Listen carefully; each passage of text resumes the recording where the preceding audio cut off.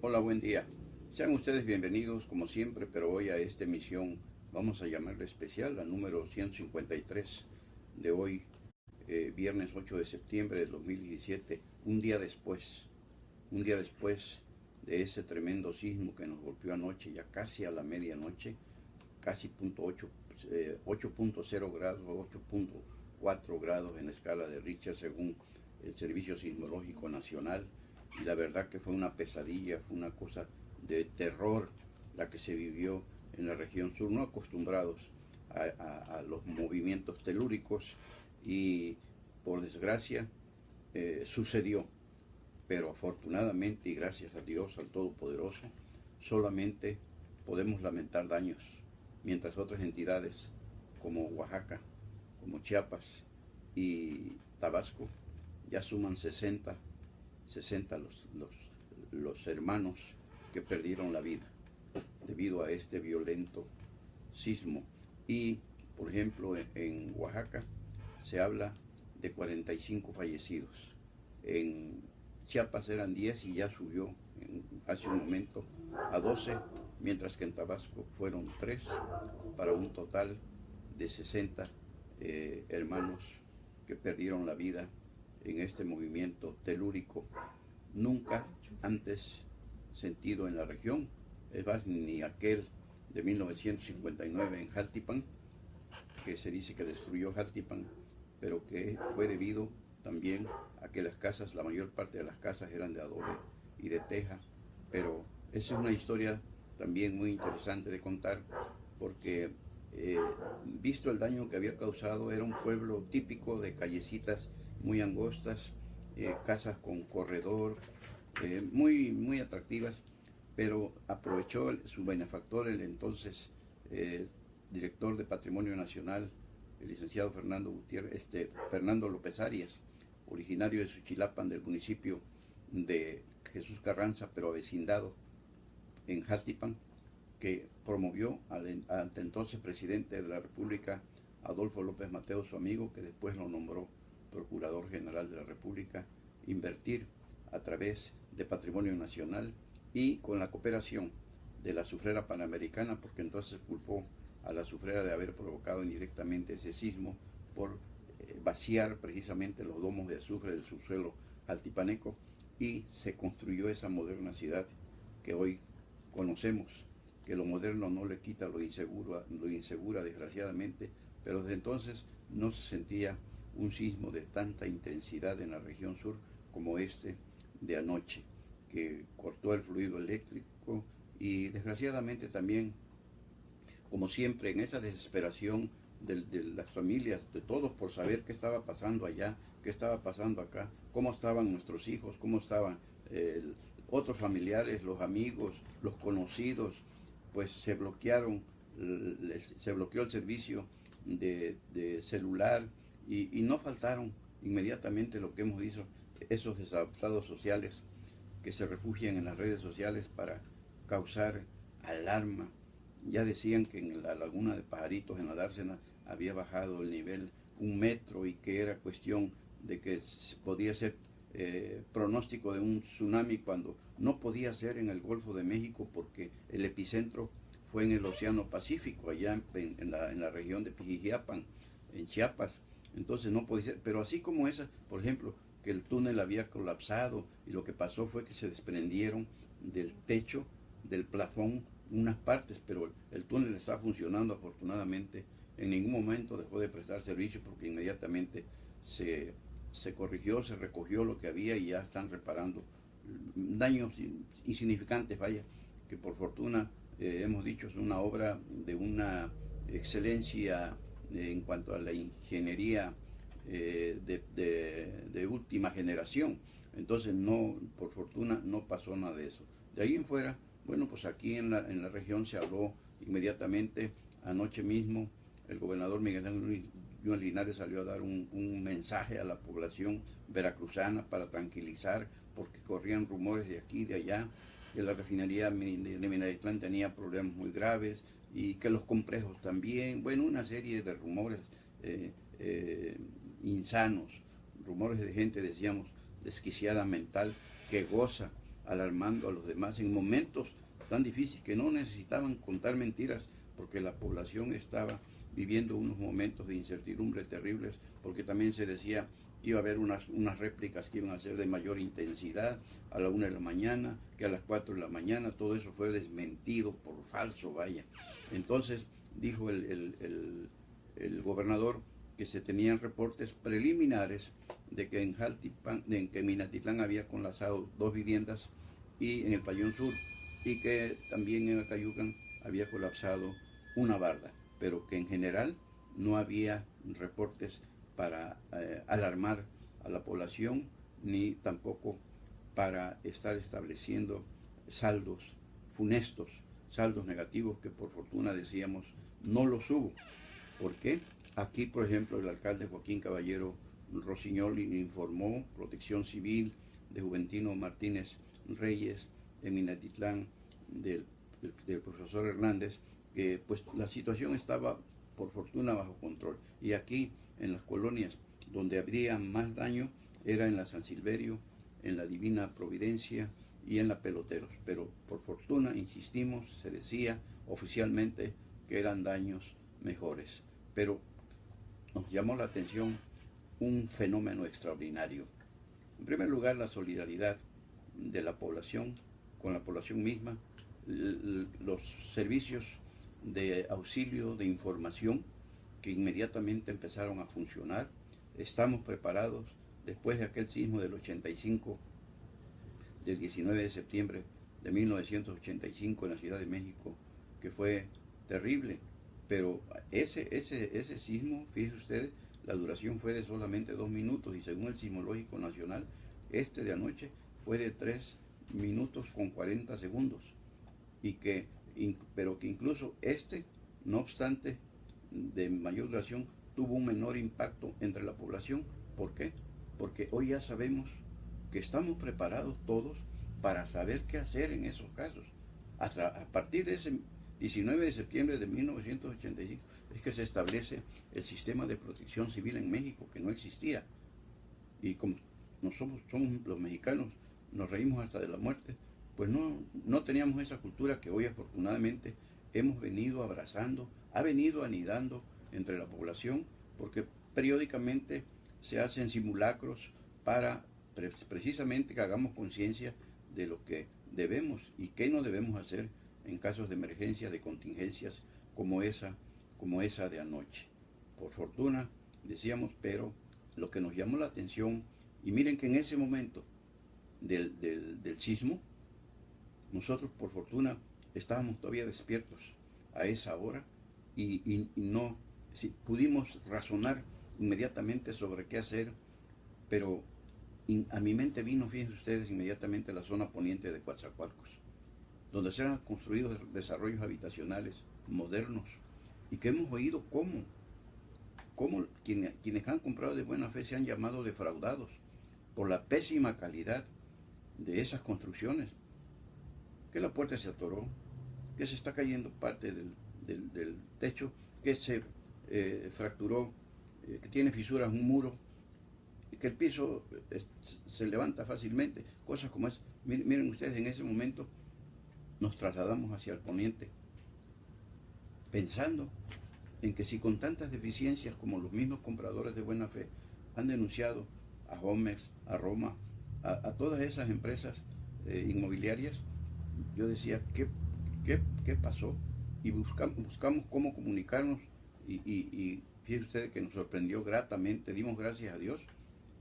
que pasaron la prueba de fuego todos esos desarrollos habitacionales. No se reportan hasta este momento daños, ni siquiera leves, en muros, losas, pisos, bardas, no. Entonces, gracias a Dios que fueron bien construidos. La casa aquí de ustedes también es una casa de interés social del Fobiste, y también fueron casas muy bien construidas, las de las Gaviotas muy bien construidas, pero estas de allá del poniente, que han crecido y parecen almácigos de casas, vaya. Teníamos ese temor, pero miren ustedes cómo Dios es grande y protegió a todos nuestros hermanos, incluso algunos familiares que por allá radican. No hubo ninguna, no hay hasta este momento, comentamos, ningún reporte de que se hayan reportado daños, y si hubo, debieron haber sido menores, porque pues toda la gente, decíamos también, con esa cultura que ya abrazamos de la protección civil, también toda la gente lo primero que hizo fue abandonar sus casas, salir a la calle. Es la mejor forma de protegerse por cualquier circunstancia, de un derrumbe o de cualquier algo que se pudiese caer, mismos objetos que tiene uno dentro de nuestras viviendas y que podría hacernos daño. Gracias a Dios, esta situación no resultó lo grave que podría haber sido, como en otros lugares se dio, Oaxaca, Chiapas, Tabasco, en Juchitán, por ejemplo, un palacio municipal que era orgullo de Oaxaca, de los oaxaqueños,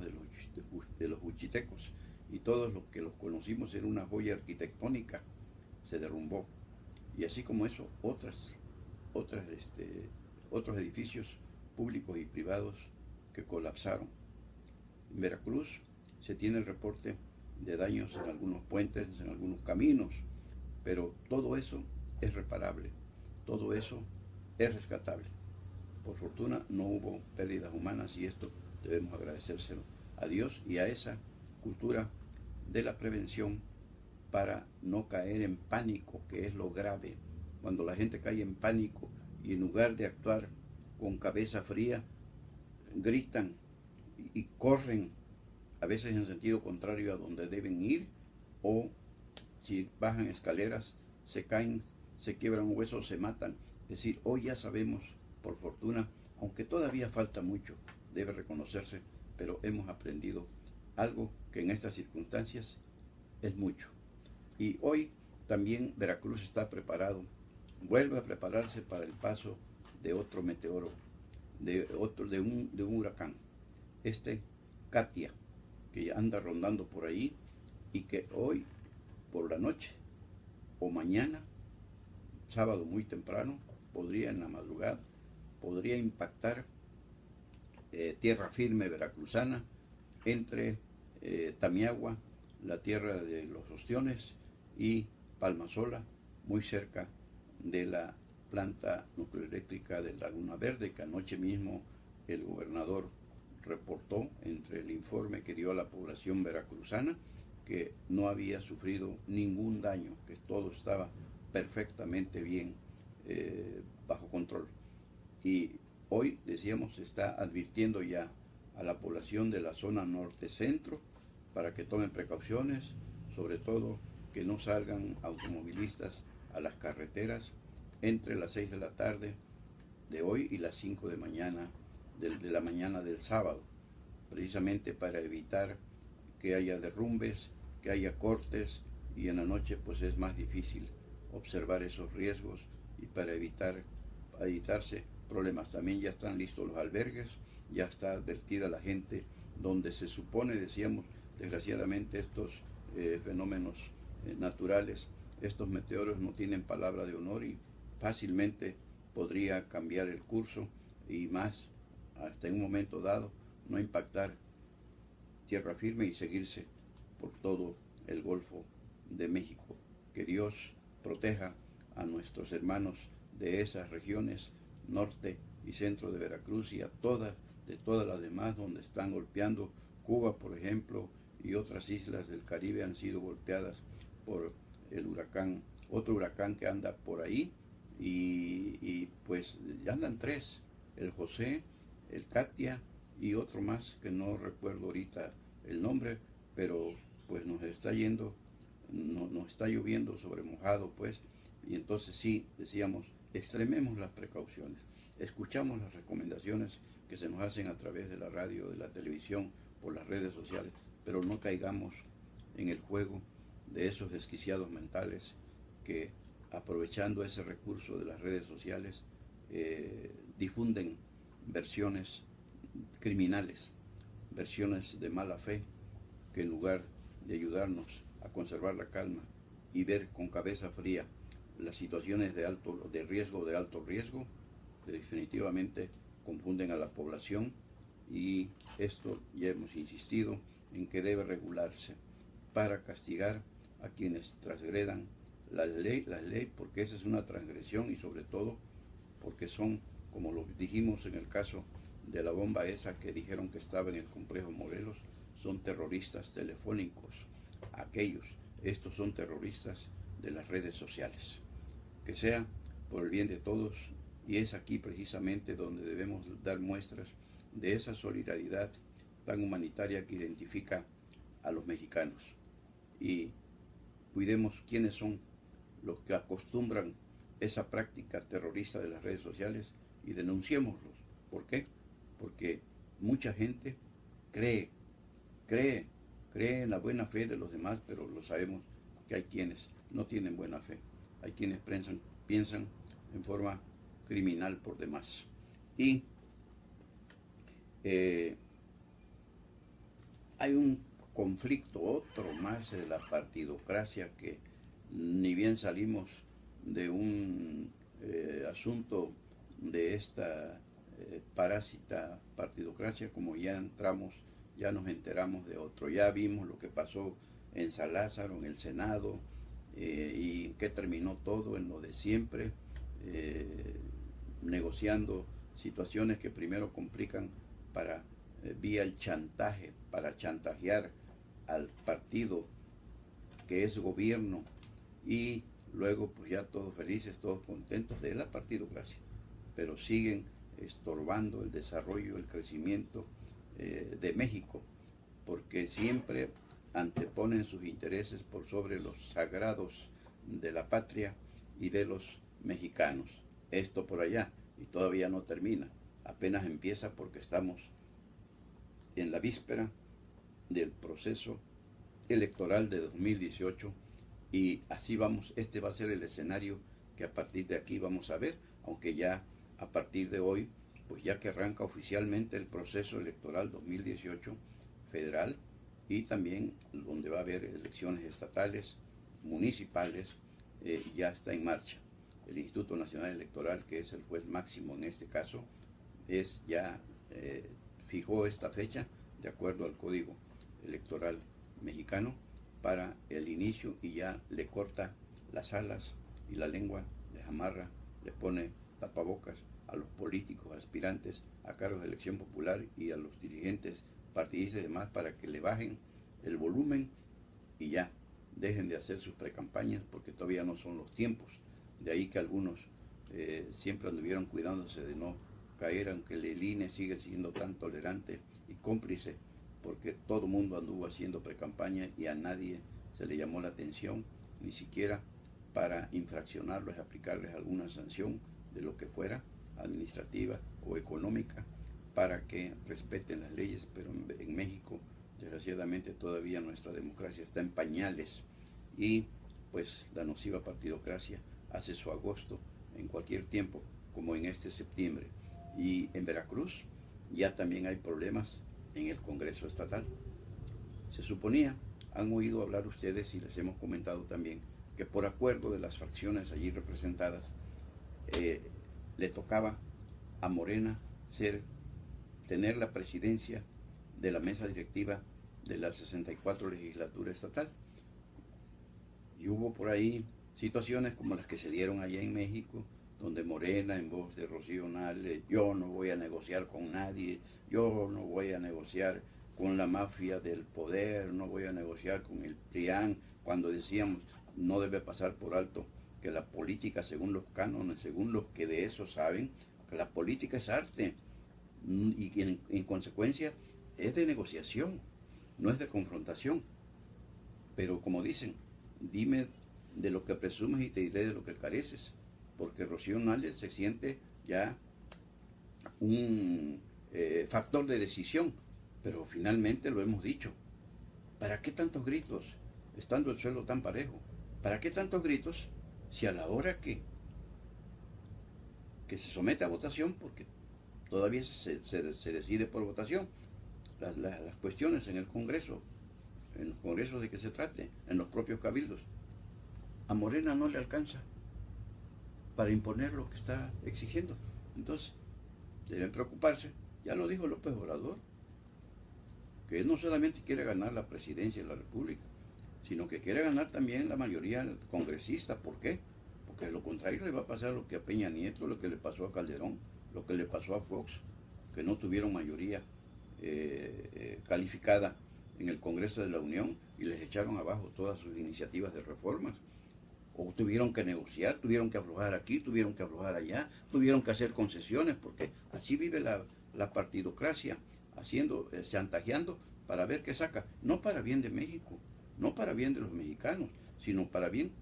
de ellos, de esa partidocracia que vive precisamente de México y de los mexicanos, pero que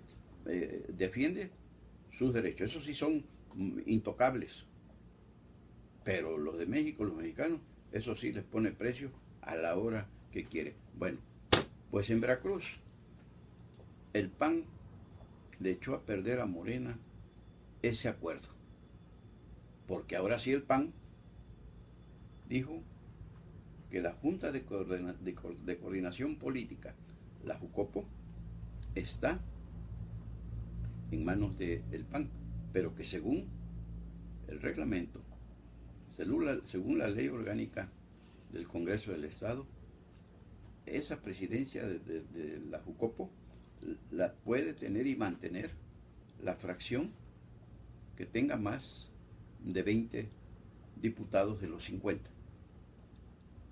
El PAN tenía 19, pero acaba de sumar a 2 chapulines. Basilio Picasso, un exalcalde papantleco,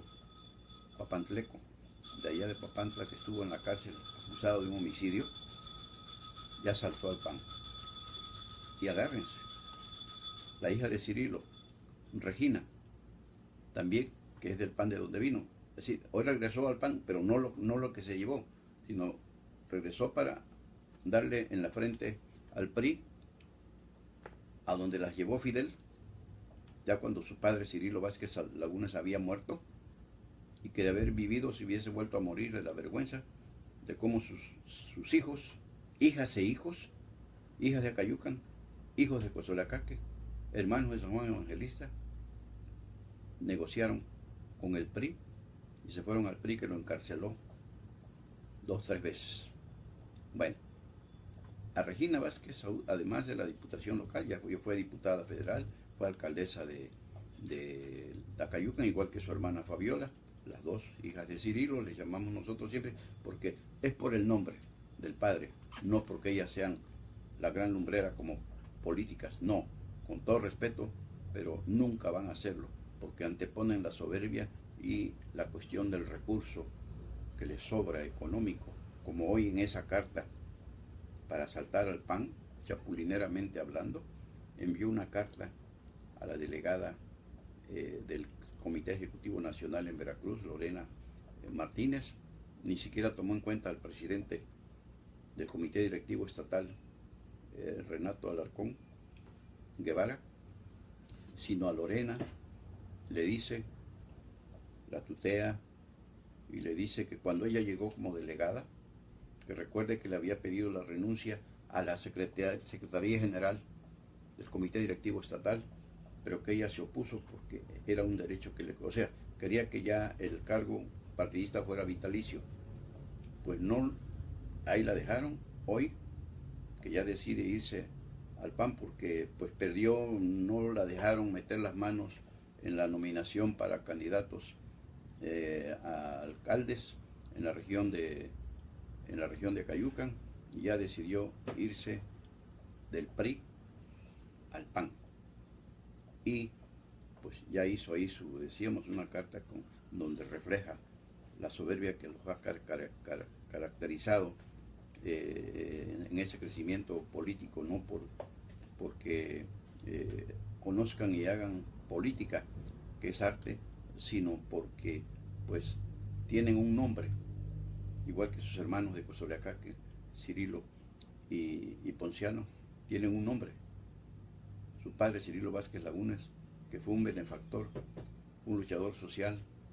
pero que sin tener cargo público ayudaba a la gente y le ayudaba bien, le cumplía. Y ellos, ya desde el poder, ni siquiera por eso a veces pueden cumplirle a la gente lo que les ofrecen, y esa es la diferencia entre el padre y los hijos de hoy. Bueno, pues Regina Vázquez Saúd ya es del PAN, y con ella y con Basilio Picasso el PAN llegó a 21 diputados en la 64 legislatura estatal. Necesitaba 20 para conservar el tiempo que quiera, y por los 3 años la presidencia de la Junta de Coordinación Política Jucopo, y va a dejar a Morena con un palmo de nariz. Va a dejar a Morena, y a ver qué dice ahora Amado Cruz Malpica, el coordinador, a ver qué dice ahora Rocío Nale, que ella no hace alianzas, que no negocia con la mafia del poder. ¿Cómo se queda? Porque con los votos del PRI y con los votos de la fracción Esquirola, donde ya nada más creo que quedan 3, porque ya se salió Vicente Maletas Benítez González, que se fue al PRI, ya también se salió este joven que hizo esta millonaria boda allá en la Riviera Maya, de más de 15 millones de pesos que se gastó, Rodrigo García Escalante, de Pánuco también, y ahora está en el PAN, y en fin, un saltibanquismo, un chapulinismo, que decíamos no hay convicciones, solamente hay conveniencias, y en consecuencia Morena, si decíamos, si se uniera al PRI y a esa Esquirola, podría rebasar, pero el reglamento es muy claro, que si quien tiene la presidencia, como la tiene el PAN, con Sergio Hernández de la Junta de Coordinación Política, con Sergio Hernández, y tiene los 20 votos que señala el reglamento, que señala la ley orgánica, puede seguir conservando la presidencia, y la va a conservar. El PAN, PRD, además tiene los votos del PRD, que son 4 para sumar 25, y le pinta un violín a Morena, y dirán, saltarán, brincarán, y incluso buscarán por la vía legal con Amado Cruz Malpica, que es un abogado laborista prestigiado, pero ahí no se trata de cuestiones laborales,